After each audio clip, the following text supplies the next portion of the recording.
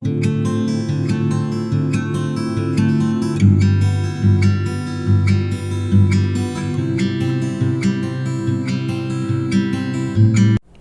Everyone, welcome back to my channel toppers biology. Toppers biology में आज हम बात करने वाले हैं standard 12th unit genetic and evolution. Genetic and evolution में आज हम chapter 6 molecular basis of inheritance में आज हम बहुत ही इम्पोर्टेंट टॉपिक के बारे में डिस्कस करने वाले हैं। सो आज का जो हमारा टॉपिक है it is a structure of DNA. आज हम डीएनए के केमिकल स्ट्रक्चर के बारे में बात करने वाले हैं। बच्चों, जैसे आप जानते हो कि जो हमारा यूनिट है genetic and evolution standard 12th में जो हमारा यूनिट है second unit, it is very important. और उसमें जो हमारा 6th चैप्टर है molecular basis of inheritance. So last video lecture में हमने molecular basis of inheritance start किया था और ऑलमोस्ट हमारे 2 वीडियो लेक्चर हो गए थे, जहाँ पे फर्स्ट वीडियो लेक्चर में हमने देखा था ग्रिफिथ एक्सपेरिमेंट, जहाँ पे ग्रिफिथ ने एक्सपेरिमेंट किया था। उन्होंने एक्सपेरिमेंट किया था ये बताने के लिए कि एक्चुअली डीएनए हमारा जेनेटिक मटेरियल होता है, बराबर। और वो एक्सपेरिमेंट उन्होंने माइस के ऊपर किया था। उसके बाद हमारा जो सेकेंड वीडियो लेक्चर था वो था हमारा Avery MacLeod's and McCarty experiment. तो Avery MacLeod's and McCarty experiment में ये जो 3 साइंटिस्ट थे actually they wanted to show that DNA is a genetic material which carries genetic information from generation to generation. तो ये 2 एक्सपेरिमेंट से और Halsey experiment भी था। तो ये 3 एक्सपेरिमेंट से हमको ये तो मालूम पड़ गया था कि एक्चुअली डीएनए जो होता है वो हमारा जेनेटिक मटेरियल होता है। तो नाउ अभी हम क्लियर हो गए कि भाई हमारा जो जेनेटिक मटेरियल होता है वो डीएनए होता है, नॉट प्रोटीन। ये डीएनए जेनेटिक मटेरियल होता है जिनके पास ऑर्गेनिज्म की बायोलॉजिकल या तो जेनेटिक इंफॉर्मेशन होती है, बराबर। और ये जेनेटिक इंफॉर्मेशन ये डीएनए एक जनरेशन से दूसरे जनरेशन में कैरी करते हैं। और डीएनए जो मटेरियल होता है मतलब कि मॉलिक्यूल होता है इट इज स्टेबल, ये स्टेबल होता है। तो ऑब्वियसली हमको ये तो मालूम पड़ गया कि डीएनए जेनेटिक मटेरियल है, बट नाउ हमको ये भी स्टडी करना पड़ेगा कि भाई डीएनए का स्ट्रक्चर कैसा होता है, मतलब कि what is the chemical structure of DNA and what are the components of DNA molecule. DNA molecule के कंपोनेंट्स क्या होते हैं। तो आज ये सारे जो हमारे इंपॉर्टेंट पॉइंट्स हैं वो सारे इंपॉर्टेंट पॉइंट्स आज हम डिस्कस करने वाले आज के टॉपिक में। तो वापस हम देख लेते हैं कि आज का हमारा टॉपिक क्या है। तो हमारा चैप्टर मतलब कि स्टैंडर्ड 12th में chapter 6 molecular basis of inheritance, उसमें आज का जो हमारा टॉपिक है वो है structure of DNA. Very important topic, very important topic for your NEET exam. आपकी बोर्ड की एग्जाम के लिए भी काफ़ी इंपॉर्टेंट है। और जो आपकी पर्टिकुलर जो सेट की एग्जाम है, जैसे महाराष्ट्र सेट की एग्जाम हो सकती है, गुजरात सेट की एग्जाम हो सकती है, कर्नाटक सेट की एग्जाम हो सकती है, एमपी सेट की एग्जाम हो सकती है, तो बिहार सेट की एग्जाम हो सकती है। इसके लिए भी ये टॉपिक काफ़ी इंपॉर्टेंट है। So my sincere request to you, please watch today video lecture till end. I am 100% sure it will be really beneficial to your board exam as well as your NEET exam. So please watch till end. So chapter हम start करते हैं। तो जैसे हमने देखा था last video lecture में हमने देखा था कि DNA is a genetic material which carries genetic information of an organism. किसी भी ऑर्गेनिज्म की जो जेनेटिक इंफॉर्मेशन होती है उसको एक जनरेशन से दूसरे जनरेशन में कौन कैरी करता है, डीएनए, नॉट प्रोटीन।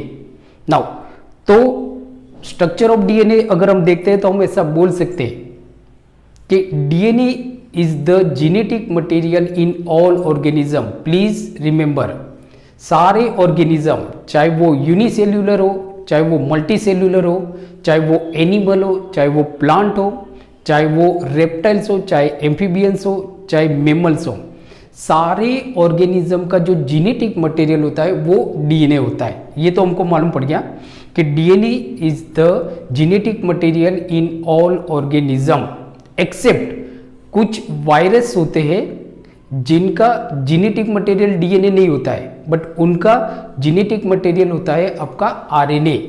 तो कौन कौन से वायरस से, मतलब कि कुछ वायरस, सम वायरस, सो उनका जेनेटिक मटेरियल डीएनए नहीं होता है, आरएनए होता है। तो वो वायरस होते हैं आपके, जैसे कि एचआईवी वायरस,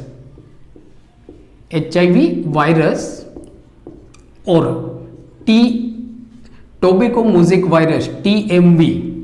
तो ये जो दो वायरस है आपके, HIV virus and tobacco virus, तो इनका जेनेटिक मटेरियल आप देखोगे तो नॉट डीएनए बट वायरस होते हैं कि इनका जेनेटिक मटेरियल वायरस होता है, सॉरी आरएनए होता है, नॉट डीएनए। तो ये तो हमको मालूम पड़ गया कि भाई जेनेटिक मटेरियल, सारे ऑर्गेनिज्म का जेनेटिक मटेरियल डीएनए होता है। नाउ अब इनकी लोकेशन के बारे में अगर हम बात करते हैं तो कि डीएनए होते कहाँ पे, लोकेशन भी आपके लिए बहुत इंपॉर्टेंट हो सकता है कि डीएनए कहाँ पे होता है। तो लोकेशन की अगर हम बात करें तो यूकैरियोटिक के अंदर, इन यूकैरियोट्स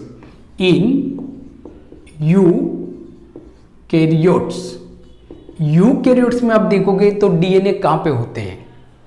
और यहां से भी आपको नीट में क्वेश्चन पूछा जाएगा। तो यूकैरियोट्स के अंदर जो डीएनए होता है, समझो कि ये यूकैरियोट्स का सेल है and this is the nucleus. ये यूकैरियोटिक सेल है और ये न्यूक्लियस है। तो in eukaryotic DNA is confined into the nucleus. DNA कहां पे होता है? न्यूक्लियस के अंदर होगा। डीएनए न्यूक्लियस के अंदर होगा। अंडरस्टूड? मतलब हम ऐसा बोल सकते हैं नॉट साइटोप्लाज्म।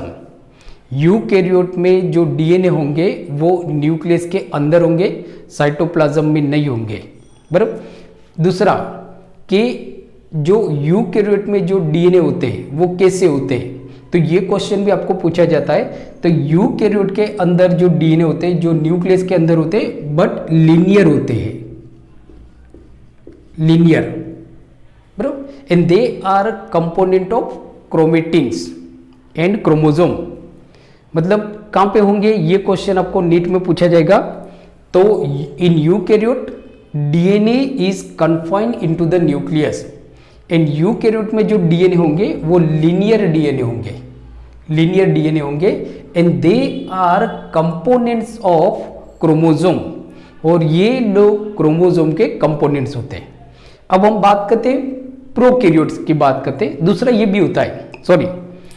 भी होता है कि जो यूकैरियोट्स होते हैं उनके जो माइटोकॉन्ड्रिया होता है एंड जो क्लोरोफिल होता है, माइटोकॉन्ड्रिया एंड क्लोरोफिल जो ऑर्गेनल्स होते हैं, एक्चुअली समझो कि ये हमारा माइटोकॉन्ड्रिया है। तो यूकैरियोट्स में आप देखो, यहां से भी आपको नीट में क्वेश्चन पूछा जाएगा। यूकैरियोट्स में आप देखो माइटोकॉन्ड्रिया के अंदर भी डीएनए होता है, बराबर। और जो क्लोरोफिल होता है उनके अंदर भी, प्लांट में जो क्लोरोफिल होता है उनके अंदर भी डीएनए होता है, बट यूकैरियोट्स के अंदर। बट जो माइटोकॉन्ड्रिया या तो क्लोरोफिल के अंदर जो डीएनए होंगे, बराबर, वो कैसे डीएनए होंगे? सर्कुलर डीएनए होंगे। याद रखो, सर्कुलर डीएनए,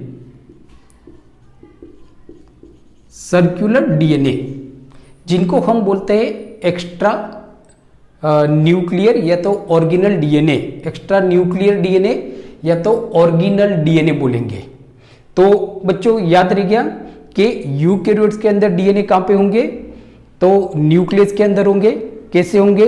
लीनियर डीएनए होंगे। ये क्वेश्चन आपको नीट में पूछा जाता है। दूसरा, यूकैरियोट सेल में माइटोकॉन्ड्रिया और जो क्लोरोफिल होते हैं उनके पास भी एक्स्ट्रा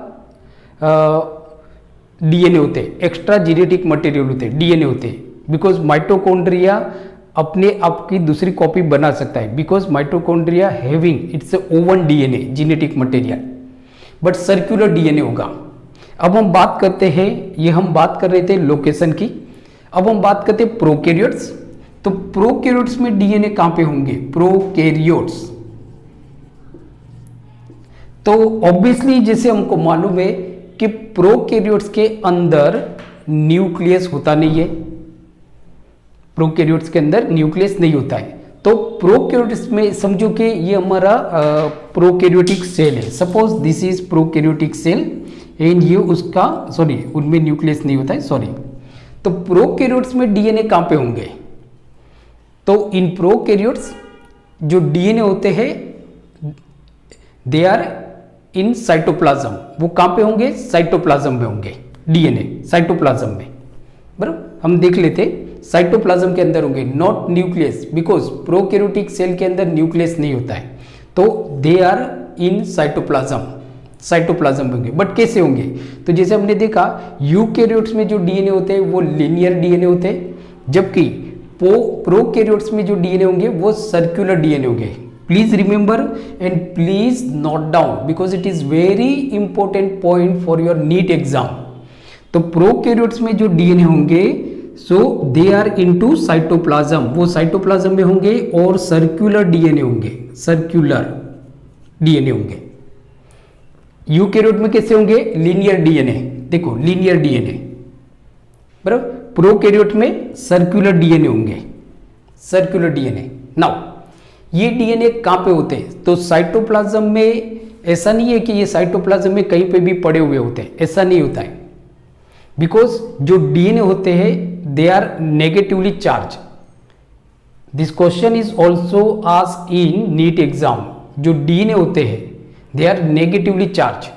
तो साइटोप्लाज्म प्रोकैरियोट के जो साइटोप्लाज्म में जो डीएनए होते हैं, जो सर्कुलर डीएनए होते हैं, so they are attach with the कुछ प्रोटीन होते हैं जो पॉजिटिव चार्ज होते हैं, उनके साथ ये डीएनए जो होते हैं वो अटैच होते हैं। सपोज एक एग्जांपल हम लेते हैं कि ये समझो आपका एक प्रोटीन है, ये आपका एक प्रोटीन है ब्लैक कलर का जो पॉजिटिव चार्ज है, बराबर, और जो डीएनए होता है वो नेगेटिव चार्ज होता है। तो आप देखो तो ये हमारा डीएनए है negative charge, so opposite charge की वजह से क्या होता है? ऑपोजिट चार्ज हो गया ना, पॉजिटिव नेगेटिव। तो जो डीएनए होते हैं they are attach with the positively charge protein and इस तरह से दे फॉर्म न्यूक्लियोइड। ये लोग न्यूक्लियोइड बनाते हैं। न्यूक्लियोइड मतलब क्या होता है? So they form nucleoid, nucleoid ये बनाते हैं। So what is nucleoid? के in prokaryotes DNA is confined with the positively charged protein in the cytoplasm and thus they form a nucleoid। कैसे डीएनए होंगे प्रोकैरियोट्स के अंदर? सर्कुलर डीएनए होंगे। Please remember it is very important point, very very important point for NEET exam. Understood? तो ये हमने देखा कि डीएनए कहां पे होते हैं, इनका लोकेशन हमने देखा, इनका लोकेशन हमने देखा। नाउ अब हम देखते हैं, आप इसका स्क्रीनशॉट भी ले सकते हो। ओके, सो नाउ अब हम देखते हैं कि डीएनए की अमाउंट क्या होती है। अमाउंट मतलब कितने डीएनए होते हैं। सो डीएनए की अगर अमाउंट की बात की जाए तो इन स्पेसिफिक स्पेसीज के अंदर जो अमाउंट ऑफ डीएनए होता है it is constant in all cell. सारे सेल, हमारे बॉडी में जितने भी सेल होंगे उनमें जो डीएनए की जो अमाउंट होती है वो कांस्टेंट होती है, मतलब इक्वल होती है। मीन्स हम ऐसा बोल सकते हैं कि amount of DNA in all cell is equal होती है, आर इक्वल। मतलब हमारे कोई भी सेल होंगे, जैसे कि समझो हमारे ब्रेन के सेल होंगे, न्यूरॉन, उनके अंदर भी जो डीएनए होंगे वो सेम होंगे। 23 पेयर होती है डीएनए की, बराबर, क्रोमोसोम की। तो आप देखोगे क्रोमोसोम की कितनी पेयर होती है? 23। सो टोटल क्रोमोसोम कितने होंगे आपके? 46। तो आप देखोगे तो हमारे ब्रेन के जो सेल होंगे उनमें भी DNA amount of DNA same होगा। हमारे बॉडी में दूसरे जो सेल होंगे, जो भी सोमेटिक सेल होंगे, ये सारे बॉडी में जो अमाउंट ऑफ डीएनए होता है वो इक्वल होता है, एक्सेप्ट जब डिवीजन होने वाला होता है, मतलब सॉरी, जब सेल डिवीजन होने वाला होता है तब डीएनए की जो अमाउंट होती है वो डबल हो जाती है। इन इंटरफेज में, सेल डिवीजन में जो इंटरफेज होता है उसमें जो एस फेज होता है, सिंथेसिस फेज, तब सेल के अंदर जो डीएनए की अमाउंट होती है वो डबल हो जाती है। अदरवाइज हमारे बॉडी के जितने भी सेल है उन सब में अमाउंट ऑफ डीएनए इक्वल होता है। हाँ, जो गेमेट्स होते हैं उनके अंदर जो अमाउंट ऑफ डीएनए होते हैं वो हाफ होते हैं। जैसे हमारे जो स्पर्म होंगे, स्पर्म, तब देखो तो स्पर्म में जो अमाउंट ऑफ डीएनए होंगे, या तो एग, तो एग में जो अमाउंट ऑफ डीएनए होंगे वो हाफ होंगे, हाफ। सो ये हमने देखा amount of DNA, amount of DNA. Now मतलब हमने डीएनए के बारे में पढ़ लिया कि डीएनए क्या होता है, कि जेनेटिक मटेरियल होते हैं, सारे ऑर्गेनिज्म के अंदर होता है एक्सेप्ट वायरस जिनके अंदर आरएनए जेनेटिक मटेरियल होता है। फिर हमने लोकेशन देखा कि कहाँ पे होता है, तो जैसे हमने देखा कि जो आपके प्रोकैरियोट्स होते हैं तो डीएनए साइटोप्लाज्म में होंगे, जबकि यूकैरियोट्स के अंदर डीएनए न्यूक्लियस के अंदर होंगे। नाउ अब हम देखते हैं जो बहुत ही इंपॉर्टेंट हमारा पॉइंट है, बहुत ही इंपॉर्टेंट, अगर आज का लेक्चर हम देखें तो इसी पॉइंट को हम डिस्कस करने वाले हैं। तो अभी जो हमारा पॉइंट है वो है केमिकल कंपोजिशन, मीन्स के chemical structure of DNA, DNA का केमिकल स्ट्रक्चर। सो अभी जो हमारा पॉइंट है it is very important, chemical structure of DNA.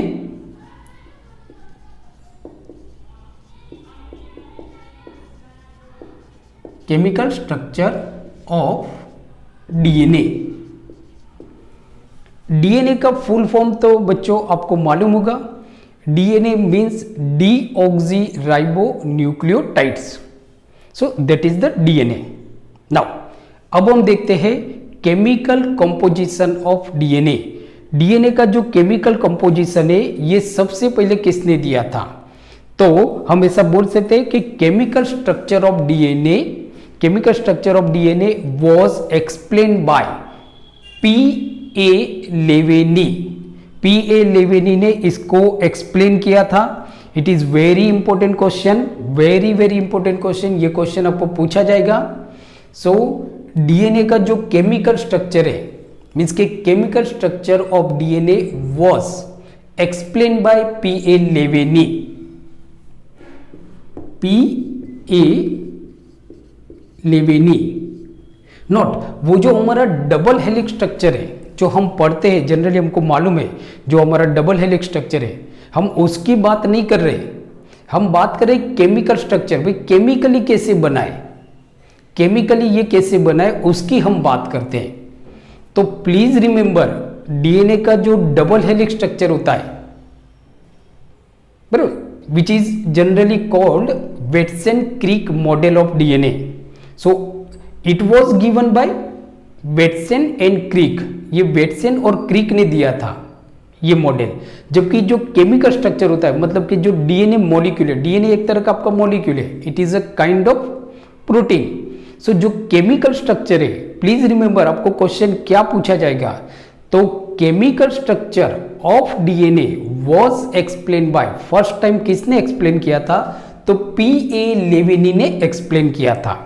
Now PA. Levene ने क्या बताया था, उन्होंने क्या बताया था, तो उन्होंने ये बताया था कि जो डीएनए मॉलिक्यूल होता है हमारे बॉडी के अंदर, जो डीएनए मॉलिक्यूल होता है it is the largest biomolecules, largest biomolecules,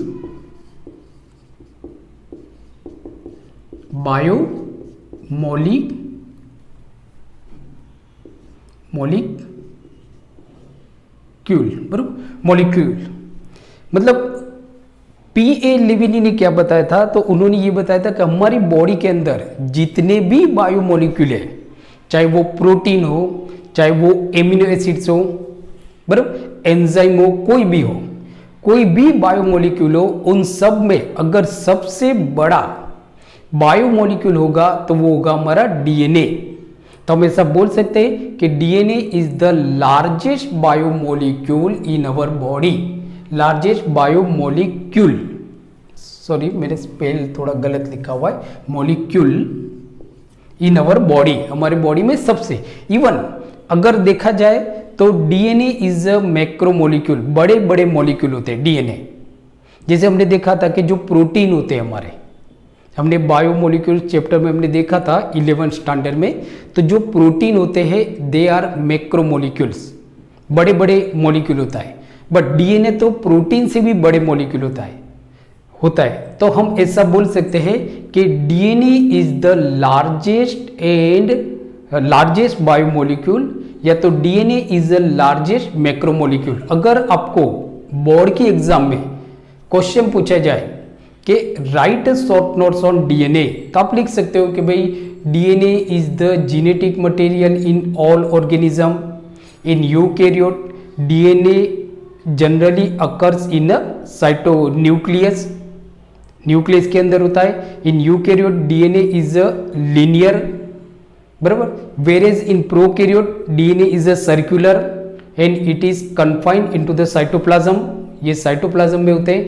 amount आप लिख सकते हो कि amount of DNA is equal in all cell, हमारे बॉडी में जितने भी सेल होते हैं उन सब में डीएनए की जो अमाउंट होती है वो इक्वल होती है। फिर इसका केमिकल स्ट्रक्चर आप समझा सकते हो। अंडरस्टूड? नाउ आगे हम देखते हैं कि पी.ए. लेविनी ने क्या बताया था। तो पी.ए. लेविनी ने ये बताया था कि व्हाट इज डीएनए। तो DNA is a long chain of deoxy polynucleotides. Please remember DNA क्या होता है। तो उन्होंने ये बताया था कि डीएनए इज द लार्जेस्ट, दो चेन होती है पॉलीन्यूक्लियोटाइड्स की दो चेन होती है। मतलब कि डीएनए इज द लंबी होती है ना, मतलब कि लॉन्ग चेन ऑफ डीऑक्सी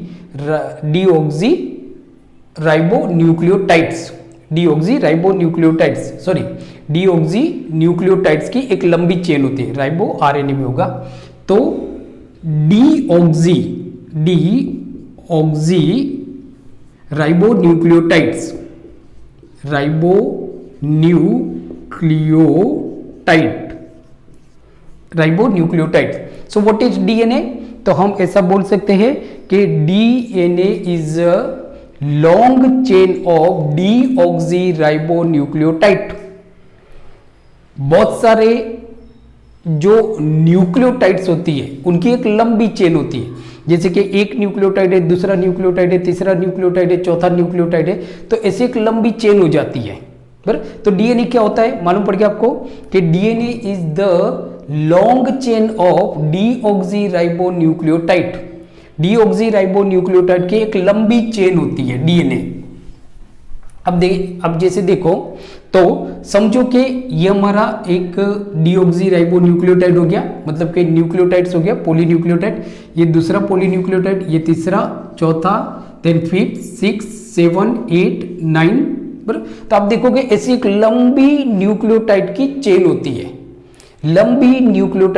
होती है, जिसको हम बोलते हैं deoxy ribonucleotides, not sites, SIDES नहीं है। हमने स्पेलिंग में क्या लिखा कि डीऑक्सी, देखो डीऑक्सी मैं अलग अलग करके बताता हूं, डीऑक्सी राइबो न्यूक्लियोटाइड्स।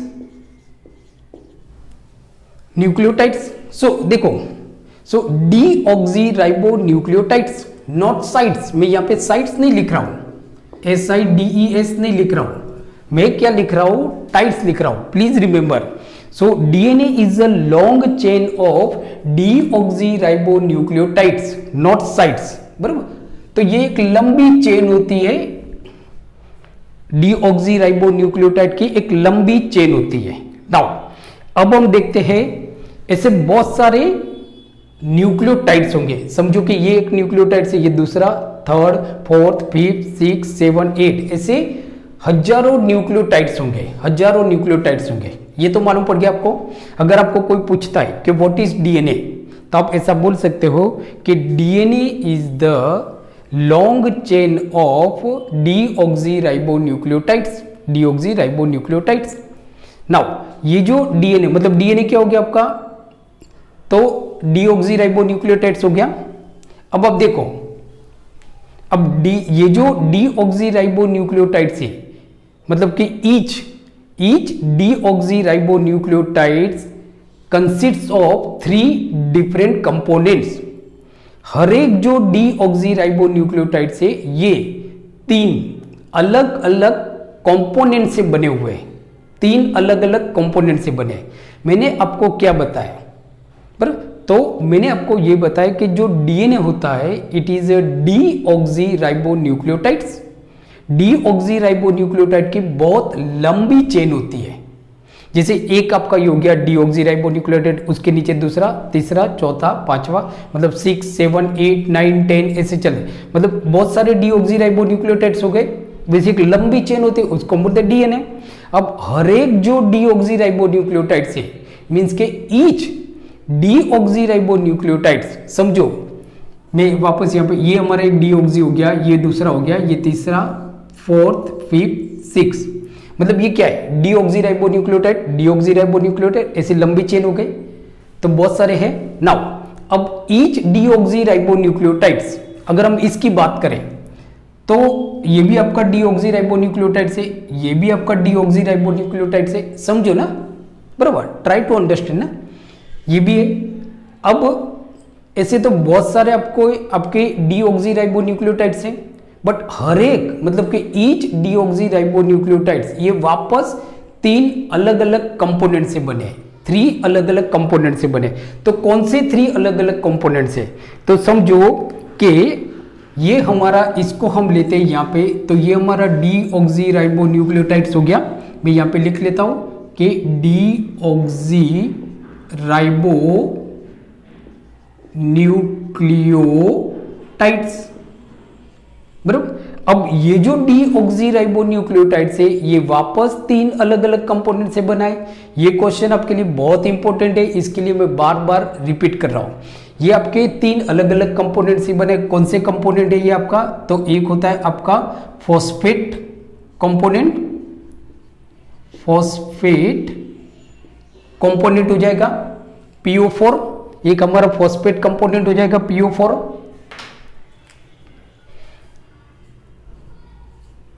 हो जाएगा। दूसरा हमारा कंपोनेंट्स क्या होगा, तो आप देखो, तो दूसरा जो कंपोनेंट होगा वो हमारा होगा ribose sugar, 5 carbon ribose sugar. So 5 carbon वाली 5 carbon ribose sugar, please remember, ये बहुत इंपॉर्टेंट पॉइंट है। 5 कार्बन वाली राइबोस शुगर होगा, मतलब कि अगर उसका मॉलिक्यूलर फॉर्मूला देखा जाए तो C5H10O4, C5H10O4। और तीसरा कंपोनेंट्स क्या होगा हमारा, तो तीसरा कंपोनेंट होगा हमारा नाइट्रोजिनस बेस, नाइट्रोजिनस बेस। तो आप देखो ना क्या हो गया यहां पे कि जो डीएनए होता है, डीएनए किससे बना है, तो DNA is a long chain of deoxyribonucleotides, बहुत लंबी चेन है डीऑक्सीराइबोन्यूक्लियोटाइड्स की।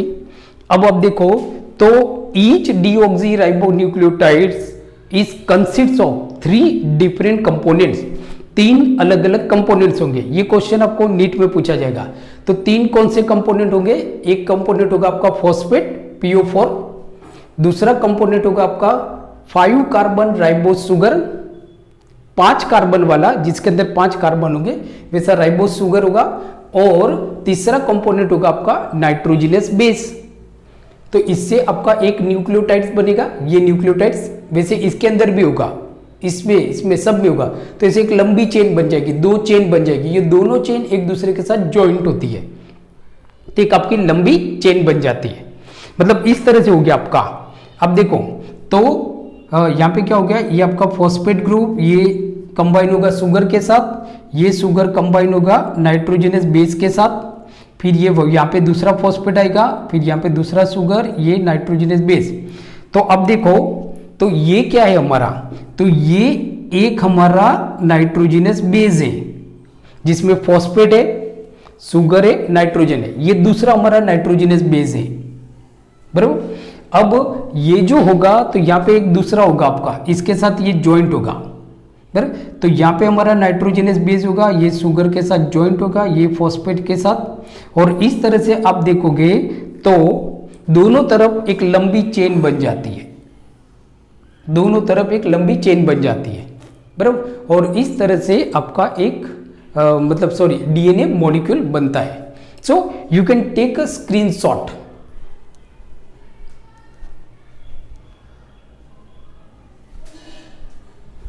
ओके, सो आप लोगों ने स्क्रीनशॉट ले लिया होगा। सो आई होप आप लोगों को अच्छी तरह से मालूम पड़ गया होगा कि भाई डीएनए का बेसिक स्ट्रक्चर क्या होता है, उसके अंदर कौन कौन से कंपोनेंट्स होते हैं। सो अगर नहीं मालूम पड़ा तो प्लीज़ आप इस वीडियो लेक्चर को रिवाइंड कीजिए, जहाँ पे जरूर पड़े वहाँ पे पॉज कीजिए and try to understand, because it is very important for your NEET exam, और आपकी बोर्ड की जो एग्जाम है उसके लिए भी बहुत इंपॉर्टेंट है। अब जैसे मैंने आपको बताया कि जो डीएनए मॉलिक्यूल होता है, जिसको हम बोलते हैं डीएनए मॉलिक्यूल जो होता है वो किससे बना है, तो डीएनए मॉलिक्यूल पॉलीन्यूक्लियोटाइड से बना है, मीन्स के डीऑक्सीराइबोन्यूक्लियोटाइड से बना है, बराबर। Now each deoxyribonucleotides consists of 3 different components. 3 अलग अलग कंपोनेंट्स होते हैं। कौन से होते हैं?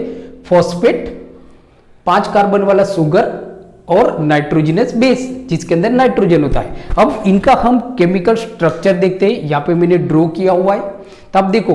सो दिस इज फॉस्फेट ग्रुप, ये आपका फॉस्फेट ग्रुप है। Please remember it is also very important. अगर आप chemical structure, if you understand the chemical structure of DNA, then I am 100% sure you will be easily to understand the entire chapter molecular basis of inheritance, because what is the जो transcription होता है, means के transcription, what is transcription? That is the synthesis of RNA synthesis. So to understand the transcription ना, you should understand the basic chemical structure of DNA and DNA double helix structure. So friends, my sincere request to you, please take care, बराबर, and please be focus. अगर आज का video lecture, if today's video lecture अगर आप and तक देखते हो, I am 100% sure, so this chapter will be easy for you, 100% sure. Getting a 320 plus marks in NEET, it is not an easy task, it is very difficult task, but not impossible. It is possible. If you work hard, then it is possible. If you work sincerely, then it is possible. If you are a focus, then you can crack any competitive exam. If you are not focused, and if you don't know what is the ABCD of the competitive exam, so you cannot crack any competitive exam. So first you should understand the ABCD या तो XYZ of a means के structure of the competitive exam and be focused. कौन सा chapter हमारे लिए बहुत important है, कौन सा चैप्टर हमारे लिए बहुत इंपॉर्टेंट नहीं है, उसको निकाल दो। यूजलेस स्टडी भी करना नहीं है ना, don't waste your time, because we have a limited time period. So within this limited time period you have to crack NEET exam, so please be focus. So now this is the phosphate group. So मैंने आपको क्या बताया, what did I tell you, कि मैंने आपको ये बताया कि जो डीएनए का जो मॉलिक्यूल होता है वो एक लंबी चेन होती है डीऑक्सीराइबोन्यूक्लियोटाइड की। Now each deoxyribonucleotide is consists of 3 different components, जिसमें एक कंपोनेंट होता है आपका फॉस्फेट, PO4। क्या होता है? PO4, उसका मॉलिक्यूलर फॉर्मूला PO4। एक फॉस्फोरस होता है और 4 ऑक्सीजन होते हैं। अब देखो ये फॉस्फोरस है, देन ऑक्सीजन चारों तरफ, N3H होते हैं। ये अंडरस्टैंड करना है आपको, बिकॉज क्योंकि ये जो फॉस्फेट ग्रुप होता है ये शुगर के साथ अटैच होगा, तो कहाँ पे अटैच होगा ये आपको जरूरी है समझना, बराबर, ये आपको जरूरी है। सो इसके लिए आपको इसका केमिकल स्ट्रक्चर अंडरस्टैंड करना बहुत जरूरी है। अंडरस्टूड? सो ये हमारा फॉस्फेट ग्रुप हो गया। फिर मैंने आपको बताया कि इसके अंदर दूसरा क्या होता है, तो 5 कार्बन वाला 5 कार्बन शुगर होता है, राइबोस शुगर होती है 5 कार्बन, मतलब ये हमारी राइबोस शुगर है, जिसका मॉलिक्यूलर फॉर्मूला क्या होगा, तो मॉलिक्यूलर फॉर्मूला में यहाँ पे लिख रहा हूँ, वो होता है हमारा C5H10O4। मतलब कार्बन कितने होंगे हमारे, तो कार्बन हमारे 5 होंगे। कहाँ पे होंगे, ये नंबर बहुत इंपॉर्टेंट है, कार्बन कहाँ पे होंगे, ये नंबर आपके लिए बहुत इंपॉर्टेंट है। तो आप देखो फर्स्ट कार्बन यहाँ पे होगा, मैंने 1 लिखा हुआ है। सेकेंड कार्बन आपका यहाँ पे होगा, 2 लिखा हुआ है। थर्ड कार्बन आपका यहाँ पे होगा, 3 लिखा हुआ है मैंने। फोर्थ कार्बन आपका यहाँ पे होगा और फिफ्थ कार्बन आपका यहाँ पे होगा। This is the fifth carbon. तो 5 कार्बन हो गए, 10 हाइड्रोजन होंगे, 10 हाइड्रोजन होंगे। देखो 1 2 3 4 5 6 7 8 9 10 हाइड्रोजन होंगे। याद रखो ये फिफ्थ नंबर वाला कार्बन है, फिफ्थ नंबर वाला कार्बन, क्योंकि जो फॉस्फेट ग्रुप जो ज्वाइंट होता है ना, वो ये फॉस्फेट ग्रुप ये फिफ्थ नंबर के कार्बन के साथ ज्वाइंट होगा। कौन से बॉन्ड से ज्वाइंट होगा, फॉस्फोडाइस्टर बॉन्ड, हम देखेंगे बराबर, फॉस्फोडाइस्टर बॉन्ड से ज्वाइंट होगा बराबर। दूसरा जो फॉस्फेट ग्रुप आपका होगा, मतलब कि समझो कि ये जो शुगर है, तो ये हमारी शुगर हो गई, इसके साथ कौन अटैच होगा, फॉस्फेट ग्रुप। मतलब ये फॉस्फेट ग्रुप इस शुगर के साथ अटैच होगा। कहां पे अटैच होगा, तो ये जो OH है वो इसके साथ यहाँ पे अटैच हो जाएगा आपका फिफ्थ नंबर के कार्बन के साथ, फिफ्थ नंबर के कार्बन के साथ अटैच हो जाएगा। Understood now. फिर यहाँ पे हमारा थर्ड नंबर का जो कार्बन है बराबर, तो ये जो दूसरा नीचे ये शुगर है और ये जो दूसरा फॉस्फेट ग्रुप है वो यहाँ पे इसके साथ थर्ड नंबर के कार्बन के साथ अटैच होगा। इसके लिए मैं आपको बोल रहा हूँ कि please understand the skeletal formula of a sugar, कि कार्बन कहाँ पे है, फर्स्ट नंबर का कार्बन कहाँ पे होगा, सेकेंड कहाँ पे होगा, थर्ड। कम से कम फर्स्ट नंबर, थर्ड और फिफ्थ आपको अंडरस्टैंड करना है, क्योंकि फर्स्ट नंबर के कार्बन के साथ नाइट्रोजिनस बेस मटेरियल अटैच होता है। मतलब ये नाइट्रोजिनस जो बेस होते हैं वो अटैच होते हैं बराबर।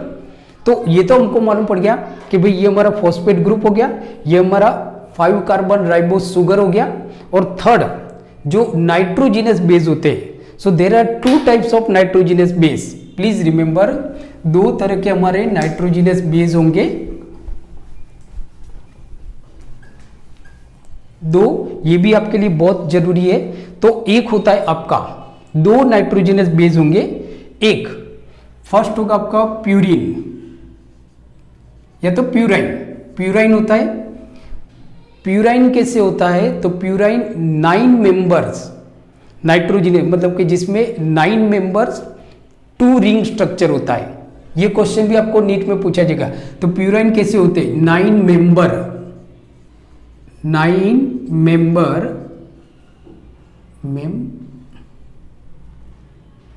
Member 2 ring structure, 2 ring structure. 9 member वाला 2 रिंग का स्ट्रक्चर होता है, और 2 प्यूराइन होते हैं हमारे, 2 प्यूराइन होते हैं। एक एडिनाइन होता है और दूसरा होता है हमारा गोनाइन। सो एक होता है हमारा एडिनाइन, 2 होंगे, एक होगा हमारा एडिनाइन जिसको हम कैपिटल ए बोलते हैं, सेकेंड होगा हमारा गोनाइन जिसको हम बोलते हैं जी। प्लीज रिमेंबर जी। तो अब देखो मतलब कि 2 तरह के नाइट्रोजिनस बेस होंगे। एक होगा प्यूरिन कैसे होते हैं, 9 मेंबर्स होते हैं बराबर, और 2 रिंग स्ट्रक्चर होता है, 2 रिंग स्ट्रक्चर होता है। और 2 तरह के प्यूरिन होते हैं, एक होता है एडिनाइन जिसको हम ए बोलते हैं कैपिटल ए, गोनाइन जिसको हम जी बोलते हैं कैपिटल जी। तब देखो ये हमने एडिनाइन का स्ट्रक्चर बनाया, गोनाइन भी सेम ही होता है बराबर। तो ड्रॉ करना थोड़ा मुश्किल है, ड्रॉ कर सकते हैं बट स्पेस हमारे पास कम है और मुझे खुद ही ड्रॉ करना पड़ता है इसकी वजह से। तो ये एडिनाइन है। तब देखो कितना मैंने बताया आपको, मतलब एडिनाइन क्या है, ये हमारा प्यूरिन है, दिस इज द प्यूरिन। मैं यहाँ पे लिख लेता हूँ, ये हमारा प्यूरिन है, नाइट्रोजिनस बेस है प्यूरिन बराबर। तो ये हमारा प्यूरिन है। कैसा है प्यूरिन, तब देखो ये जो प्यूरिन होता है 9 मेंबर्स है, 9 मेंबर्स। तब देखो मैंने नंबर भी डाला हुआ है, 1 2 3 4 5 6 7 8 9। प्लीज रिमेंबर, याद रखना अच्छी तरह से, बहुत जरूरी है ये 9 बराबर। तो 9 मेंबर होते हैं और 2 रिंग है। देखो ये एक रिंग हो गई आपकी, 1 रिंग एंड 2 रिंग। तो मतलब जो प्यूरिन होंगे वो 9 मेंबर होंगे और 2 रिंग स्ट्रक्चर होंगे, 2 रिंग स्ट्रक्चर होंगे। और 2 तरह के प्यूरिन होते हैं, adenine and guanine, adenine and guanine, बराबर। ये पायरिमिडीन जो होते हैं उससे थोड़े बड़े होते हैं, इनका मॉलिक्यूलर जो मतलब कि जो शेप होता है वो थोड़ा बड़ा होता है। नाउ दूसरा जो हमारा नाइट्रोजिनस बेस होता है, दूसरा जो हमारा नाइट्रोजिनस बेस होगा वो क्या होगा, पायरिमिडीन, दूसरा जो हमारा नाइट्रोजिनस बेस होगा वो क्या होगा, पायरिमिडीन होगा। पायरिमिडीन कैसा होता है, तो कभी कभी आपको मतलब ये सारे क्वेश्चन यहाँ पे तो हर एक पॉइंट आपके नीट के लिए इंपॉर्टेंट है। Each and every point of today lecture is very important for your NEET exam. तो पायरिमिडीन,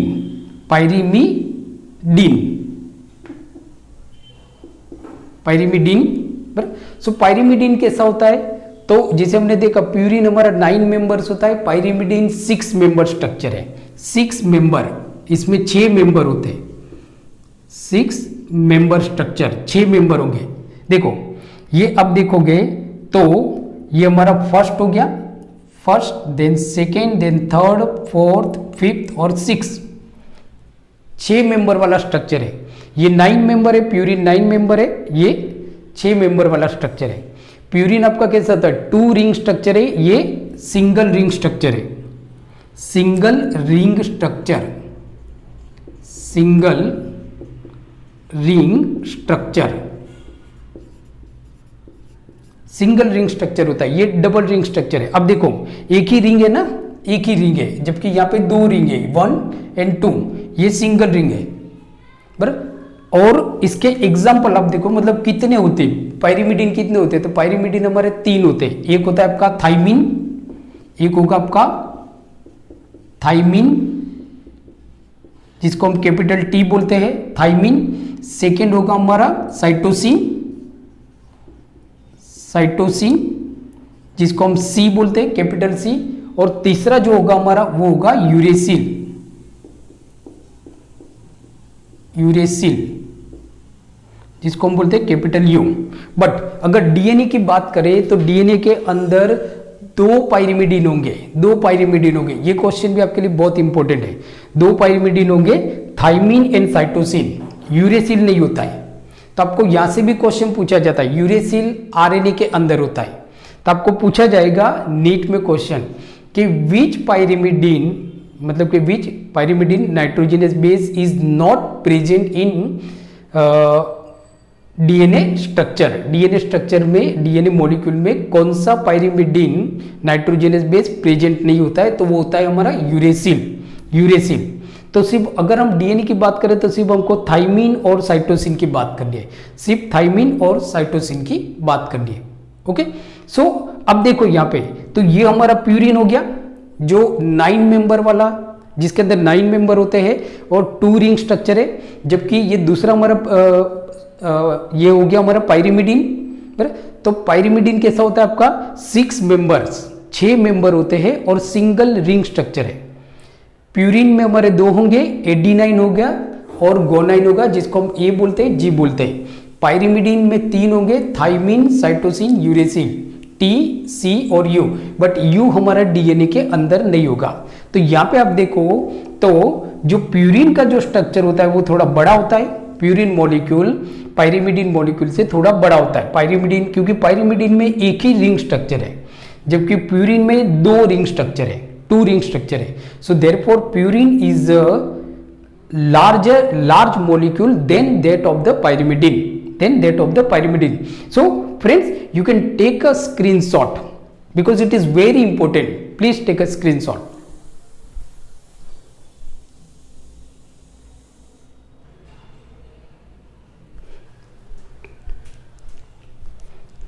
ओके फ्रेंड्स, सो आप लोगों ने उसका स्क्रीनशॉट ले लिया होगा। सो नाउ अब हम देखते हैं कि ये जो जैसे हमने देखा कि जो डीएनए मॉलिक्यूल होता है, सो डीएनए मॉलिक्यूल किससे बना है, डीऑक्सी राइबो न्यूक्लियोटाइड से बना होता है। ऐसी बहुत लंबी चेन होती है डीऑक्सी राइबो न्यूक्लियोटाइड की एक लंबी चेन होती है, बहुत सारे डीऑक्सी राइबो न्यूक्लियोटाइड्स होते हैं।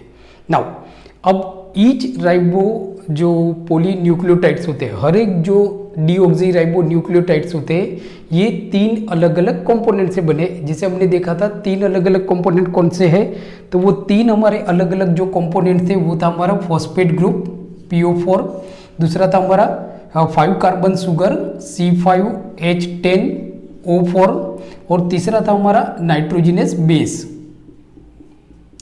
Nitrogenous base.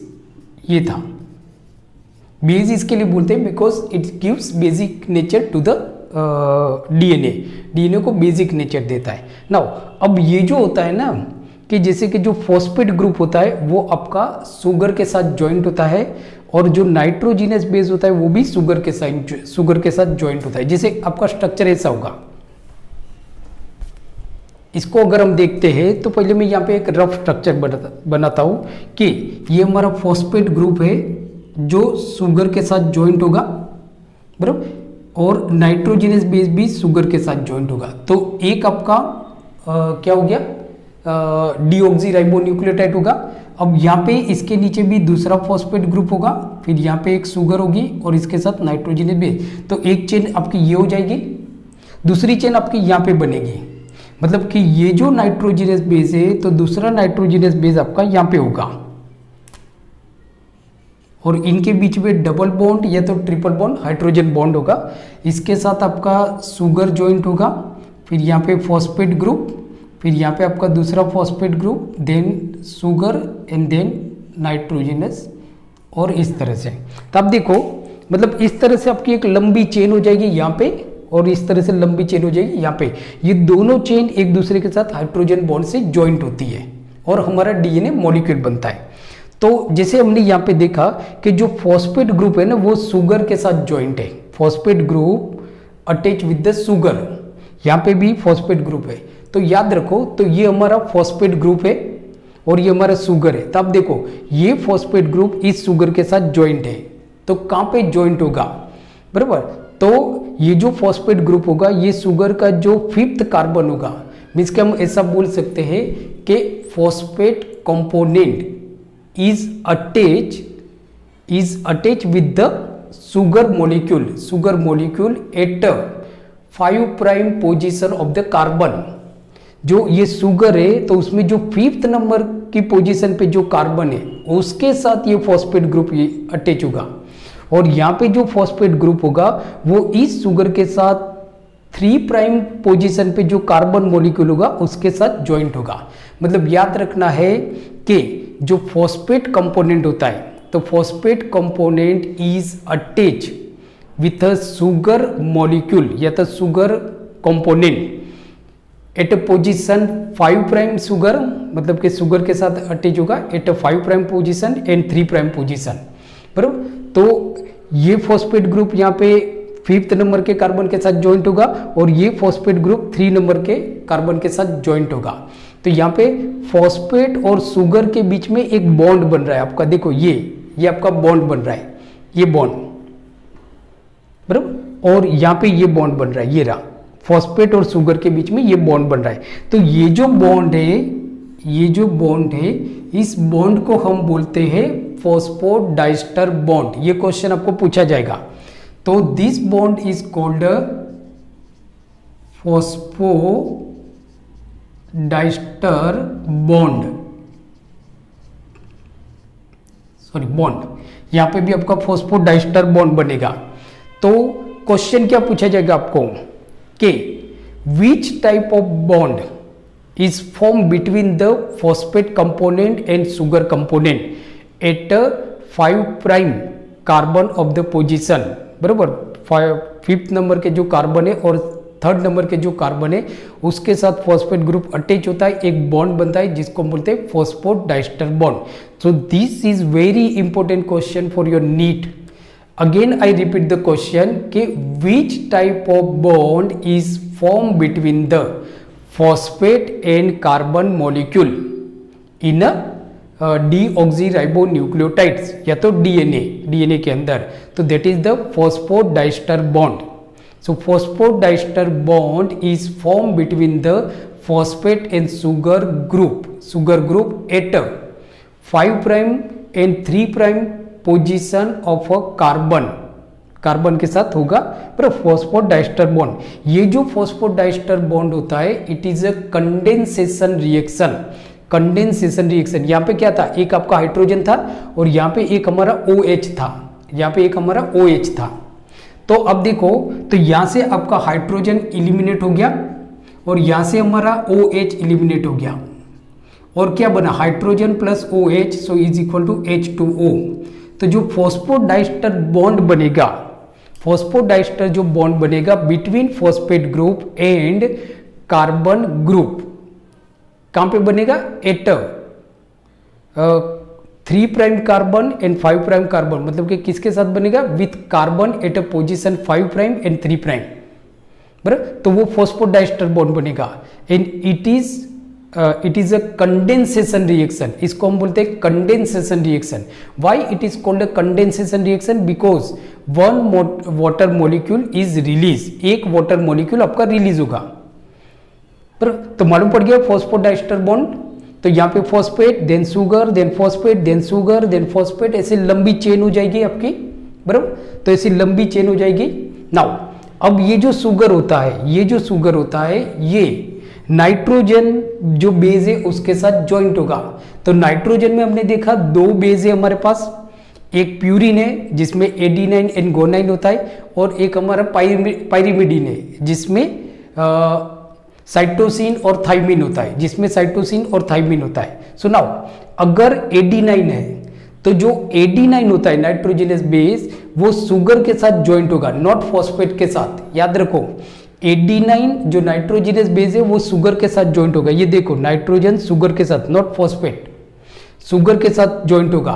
तो कहां पे ज्वाइंट होगा और कौन सा बॉन्ड बनेगा, तो कहां पे ज्वाइंट होगा, तो अगर एडिनाइन होगा, चाहे एडिनाइन हो मीन्स के चाहे प्यूरिन हो या पायरिमिडीन, दोनों नाइट्रोजनस बेस शुगर जो फर्स्ट कौन से कार्बन के साथ ज्वाइंट होगा, के कार्बन एट पोजीशन 1 प्राइम, जो फर्स्ट प्राइम पोजीशन पे जो कार्बन है उसके साथ ज्वाइंट होगा। चाहे अब देखो तो यहाँ पे मैंने एडिनाइन किया है, तो ये एडिनाइन कार्बन के साथ कहां पे ज्वाइंट है, फर्स्ट प्राइम पोजीशन पे।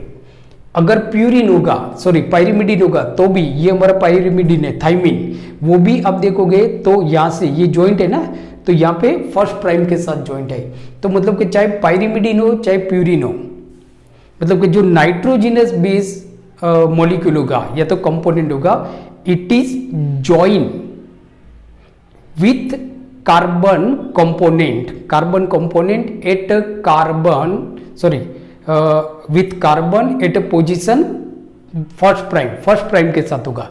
तो यहाँ पे ये नाइट्रोजनस बेस है, बराबर, और नाइट्रोजन दोनों ज्वाइंट हो रहा है। नाउ जो शुगर मॉलिक्यूल होगा, शुगर वो नाइट्रोजन के साथ ज्वाइंट होगा, बट कौन सी पोजीशन पे, तो अगर एडिनाइन होगा तो जो 9 नंबर की पोजीशन पे जो नाइट्रोजन है उसके साथ ज्वाइंट होगा। देखो ये ज्वाइंट हो रहा है 9 नंबर, और अगर पायरिमिडीन होगा तो फर्स्ट पे, मतलब किसके साथ होगा, तो यहाँ पे आप देखोगे तो first prime carbon and 9 prime nitrogen in the case of purine के केस में। और अगर पायरिमिडीन होगा तो पायरिमिडीन में क्या होगा, दोनों फर्स्ट प्राइम, मतलब कि जो पायरिमिडीन होगा वो कार्बन के साथ जो ज्वाइंट होगा, जो फर्स्ट प्राइम कार्बन पे, जो फर्स्ट प्राइम पे जो कार्बन है उसके साथ ज्वाइंट होगा। और शुगर कौन से नाइट्रोजन के साथ ज्वाइंट होगा, मतलब कि attach with the nitrogen eight a position 1 prime पे, फर्स्ट नंबर पे जो नाइट्रोजन होगा उसके साथ ज्वाइंट होगा। नाउ तो यहाँ पे आप देखो नाइट्रोजन और शुगर, नाइट्रोजन बेस और शुगर के बीच में ये बॉन्ड बन रहा है, ये बॉन्ड बन रहा है।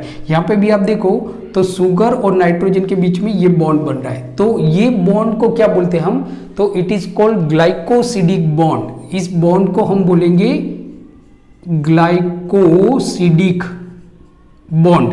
ग्लाइकोसिडिक बॉन्ड बोलते हैं, बराबर। तो ये क्वेश्चन भी आपको पूछा जाता है कि विच type of bond is formed between the sugar molecule and nitrogenous base in DNA molecule. DNA molecule में जो सुगर होता है वो नाइट्रोजन के साथ ज्वाइंट होता है, तो वो दोनों के बीच में एक बॉन्ड बनता है, उस बॉन्ड को हम बोलते हैं glycosidic bond. It is very important question for your NEET exam. So glycosidic bond is formed between the sugar and nitrogenous base molecule. Sugar and nitrogenous base molecule. It is also condensation reaction. ये भी आपका condensation reaction है, because यहाँ पे भी आपका एक water का मॉलिक्यूल रिलीज होगा, एक वाटर का मॉलिक्यूल रिलीज होगा. तो आपने देखा फॉस्फोडाइस्टर बॉन्ड किसके बीच में बनेगा, फॉस्फेट और शुगर के बीच में बनेगा. बराबर. ग्लाइकोसिडिक बॉन्ड किसके बीच में बनेगा, सुगर और नाइट्रोजनस बेस के बीच में बनेगा. बराबर.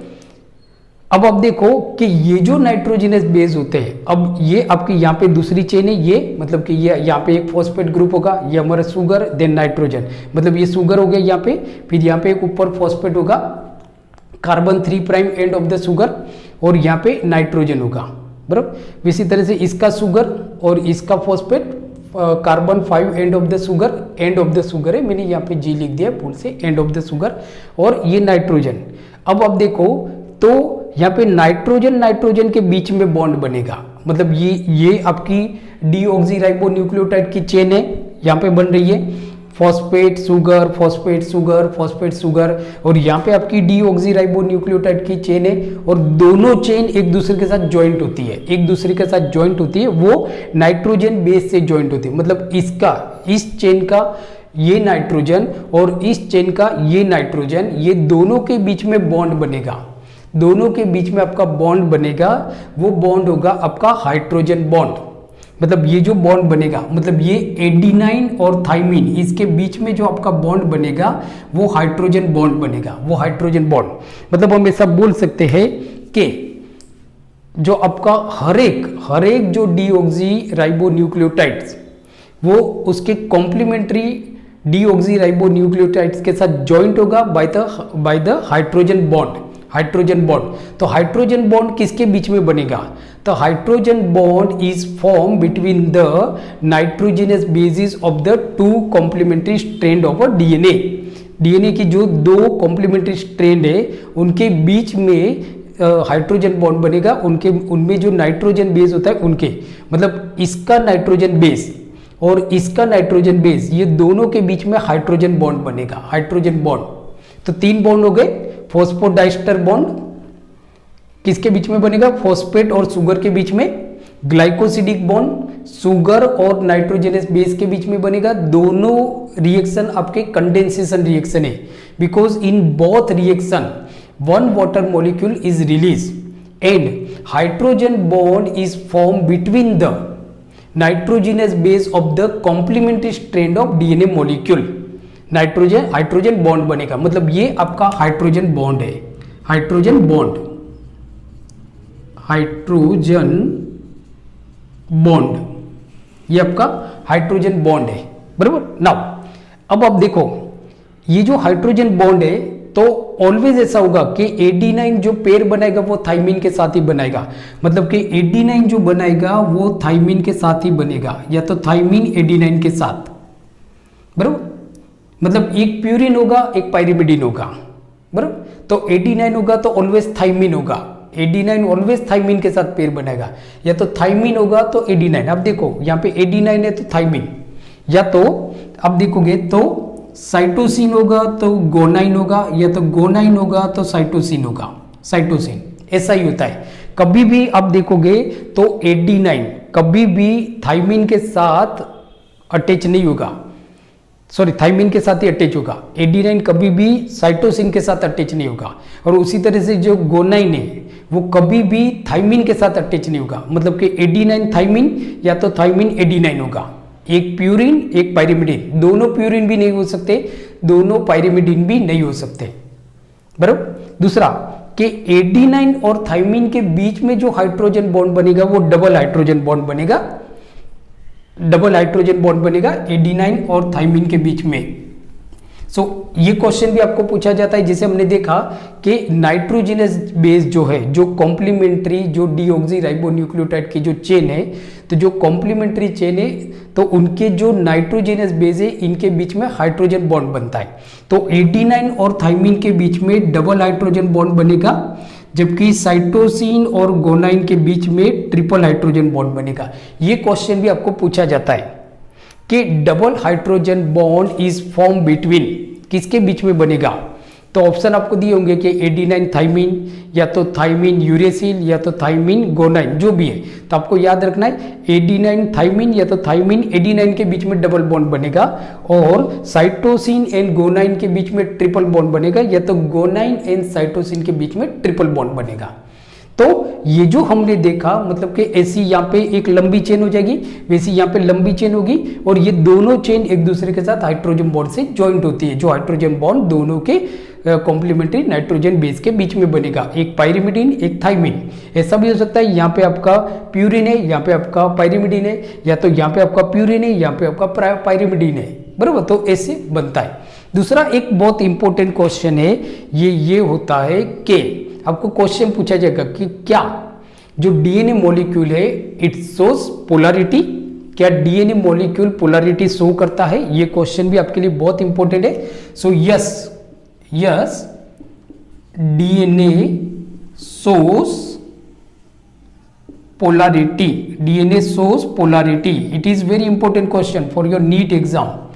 डीएनए शोज पोलैरिटी, बराबर। डीएनए पोलैरिटी शो करता है, मतलब डायरेक्शन शो करता है, डायरेक्शन शो करता है। अब देखो, एक जो पॉलीपेप्टाइड की जो चेन होगी, बराबर, वो 5 प्राइम से 3 प्राइम की तरफ जाएगी, और दूसरी जो चेन होगी उसकी कॉम्प्लीमेंट्री जो पॉलीपेप्टाइड की जो चेन होगी वो 3 प्राइम टू 5 प्राइम जाएगी, 3 प्राइम टू 5 प्राइम।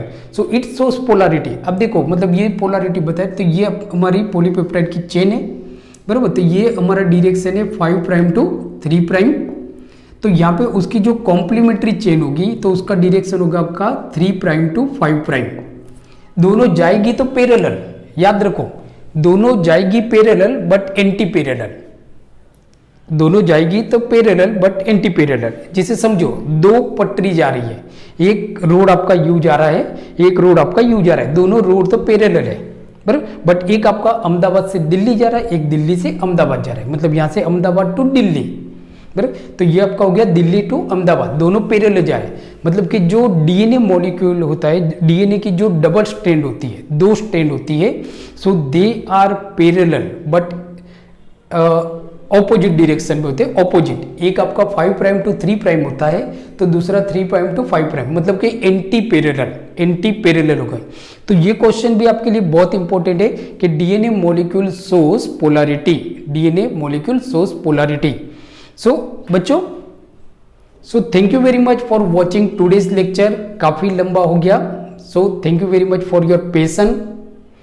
सो अगर आपको आज का वीडियो लेक्चर अच्छा लगा है तो प्लीज़ इसको लाइक कीजिए, आपके कमेंट्स मुझे नीचे कमेंट बॉक्स में लिख के भेजिए, और अगर आपने मेरी चैनल को सब्सक्राइब नहीं किया है तो प्लीज़ सब्सक्राइब माय चैनल, और please press the bell icon. So आने वाले जितने भी वीडियो लेक्चर है हमारे 11th के, 12th के, नीट के अकॉर्डिंग, और जो नीट बायोलॉजी क्वेश्चन सीरीज है, उस सारी वीडियो लेक्चर की जो आपको लिंक है, मतलब कि नोटिफिकेशन है, वो आपको मिलती रहे। सो पढ़ते रहिए, मस्ती से रहिए, और keep watching, keep studying and take care. Thank you very much.